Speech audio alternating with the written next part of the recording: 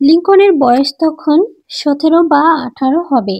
Hero hero ভাব নিয়ে গায়ে বাতাস লাগিয়ে চলতো। এদিকে লিংকনের মা তাকে নিয়ে গেল এক বাড়িতে। সেখানে গিয়ে লিংকন দেখে তারা বেশ আপ্যায়ন করছে। লিংকন তার মাকে চুপি চুপি জিজ্ঞেস করলো, আম্মা, ঘটনা কি? আমরা এই বাড়িতে কেন এসেছি? লিংকনের আম্মা হাসি মুখে বলল, কারণ এই বাড়িতে একটা অনেক সুন্দরী মেয়ে আছে। দেখি আমাদের বাড়ির বউ করা যায় কিনা। এই কথা বলে তিনি লিংকনের মাথায় হাত বুলিয়ে দিলেন। লিংকন তো লজ্জায় লাল হওয়ার মতো অবস্থা। এ কি শুনি! এমন সময় ১৮ বছরের একজন মেয়ে শাড়ি পরে ঘোমটা টেনে তাদের সামনে আসলো।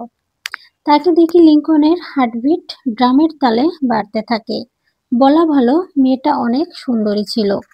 লিংকনের মা কানে কানে বলল, কি রে, মেয়ে পছন্দ হয়েছে তো? দেখতো একে আমাদের বাড়ি কেমন মানাবে।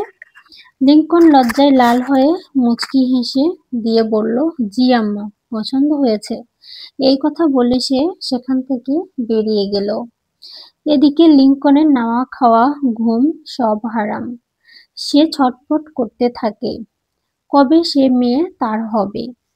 পরের দিন লিংকন লুকিয়ে সেই বাড়িতে গেল মেয়েটার সাথে আর একবার দেখা করতে। মেয়েটার ছোট ভাইকে দেখে সে ৫ টাকা দিয়ে বলল, যাও তোমার বোনকে ডেকে দাও। ছেলেটা ৫ টাকা পেয়ে তার বোনকে ডেকে আনলো। মেয়েটা অনেক লজ্জা পেল। সে বলল, তুমি এখানে কেন? লিংকন তো অবাক, মেয়ে দেখি প্রথম থেকেই তুমি বলে।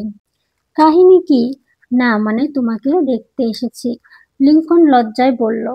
মেয়েটা বলে, তোমার ভাইকে নিয়ে আসলে না কেন? যার সাথে বিয়ে তাকে দেখি নাই এখনো। মেয়েটা যেন একটু মন খারাপ করলো। আর এইবার লিংকন যেন আকাশ থেকে পড়লো।